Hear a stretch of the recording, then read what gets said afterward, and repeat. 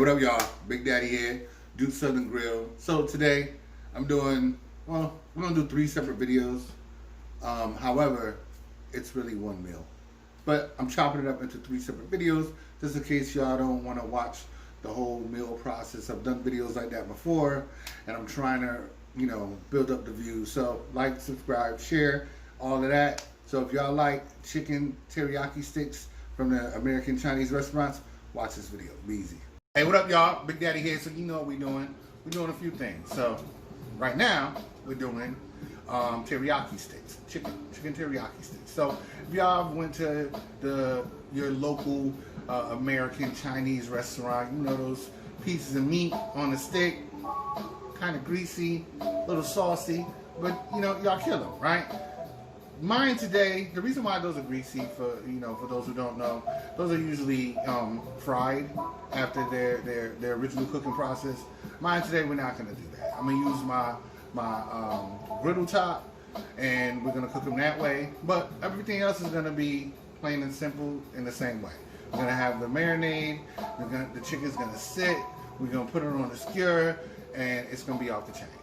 Easy, simple. So if you got a couple of minutes to chill with me, and maybe you can save a couple of bucks on those teriyaki sticks, because I know down here in Florida, for a small order, those like $6-7. You know what I'm saying? I mean, you can get the chicken to make this recipe for less than that. Also, another thing I'm doing, I'm using white meat. I'm not going to use the chicken thigh meat.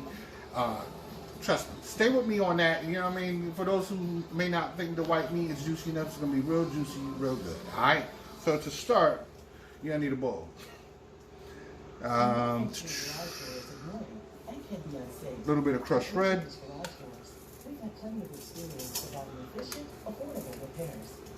I have all the full recipe written.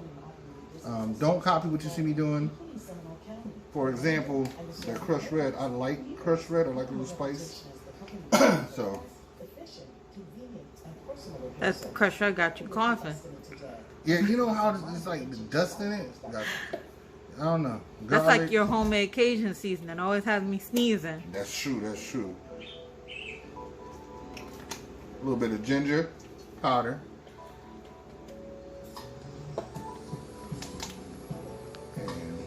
A little bit of allspice. Like I said, I got those measurements for you, so don't fret about that.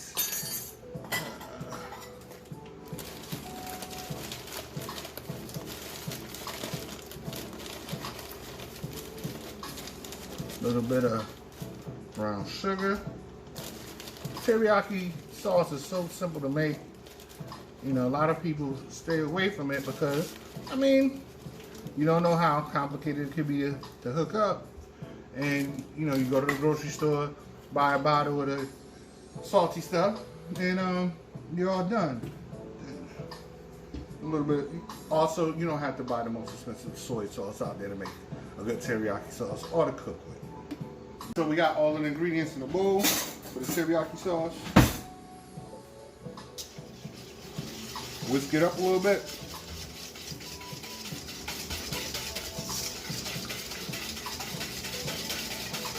That smells so good. Thank you. Now, traditionally, if you was just using this in any other method, you would want to cook this. But we're not doing that tonight because we're going to use this in 2 functions. There's a marinade, and then it's going to cook with the chicken. So you don't have to worry about that step. All right, we'll be right back. All right, so like I said, we're using chicken breast instead of the thigh meat. So if you want to follow along with this, but you rather the dark meat, that's cool. A lot of people say a lot of different things about what kind of meat is used, and a lot of questions at the Chinese restaurant.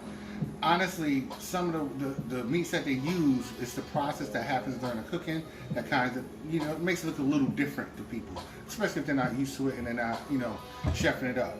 So what the thigh meat will do, although it's cut into cubes for the recipe, when they push it on the skewer and it's cooked together, those fats cooking together they make the meat honestly kind of like almost glue itself back together with all the fat content. So when you're looking at it, you're like, wow, what part of the chicken or what pieces of this and whatever. That's what it is. But just for my family's,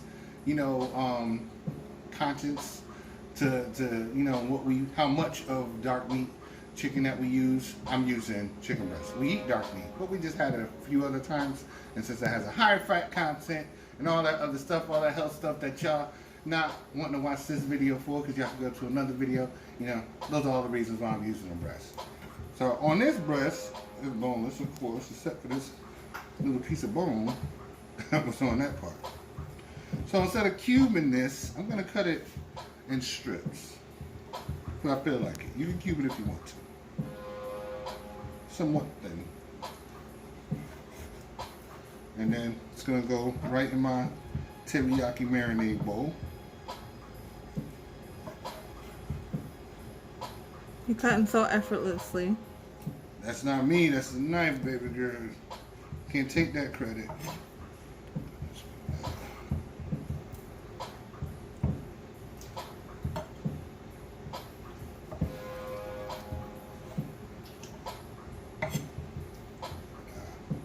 That's too thick.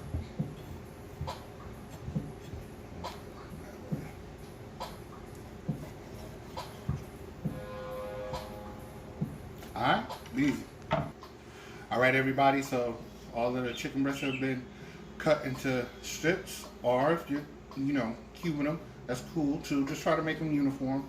And I dumped them into the teriyaki marinade, and got that? I got that. You see what that look like? Mm-hmm. This smells, I mean, honestly, off the chain, you know. I mean, it probably don't look too good. Are you tooting your own horn? No, I'm not tooting my own horn. I'm just saying, you know. I was about to say, it don't look good before you interrupt it, because what kind of raw chicken does look good? But it does really smell fragrant. Refrigerate this for a couple of hours or overnight if you choose to. If you're just doing a couple of hours, go keep yourself busy in the time being. If you're cooking other things along with this, get those things started. You know what I mean? Go chill, catch up on the scores or what game you can, whatever. Just do something. Just stick with me, because you know on our time it's gonna be some hours, but on your time I'm coming right back. So don't leave me. Be easy. That was a fast couple of hours, wasn't it? I mean, it seemed like it went by just like that. So anyway, we're back. Everything's all marinated. Everything's just smelling good. Still chilling with the music. Now, skewers. If you're using the wooden skewers, it's fine. Just you want to soak them, because remember they're wood. So if you put them over a fire or in an oven or anything like that, they could do what? Combust. With that being said, I'm not using wooden skewers, but I still want to mention that. I'm using metal kebab skewers. Same thing, you know. So if you want to use the metal ones, that's fine. If you want to use the wooden ones, that's fine. They're gonna do the job. It just saves money in the long run. Instead of buying a whole bunch of wooden skewers, you got metal ones. Also, where'd you get these from? Walmart. My daughter got them at Walmart for like $1.50 for what, 4? Yep. Yeah. So can't really beat that. You know what I mean? Especially when you know, cheap like me, you want to save $1 or $2. Makes more sense, because the wooden skewers, although you get like 20 or 30, they're like what, $2 or something like that? $3. So I'm just gonna show you really quick. If you have the cubes, what you want to do is put a cube on, slide it all the way down to the bottom, and repeat the process. If you're doing the strips of the breast like I am, just want to kind of like snake it through, slide it down to the bottom. I'll finish this one up, and then I'm not gonna make y'all watch me do all of this chicken. Just so we understand, then you get the process right.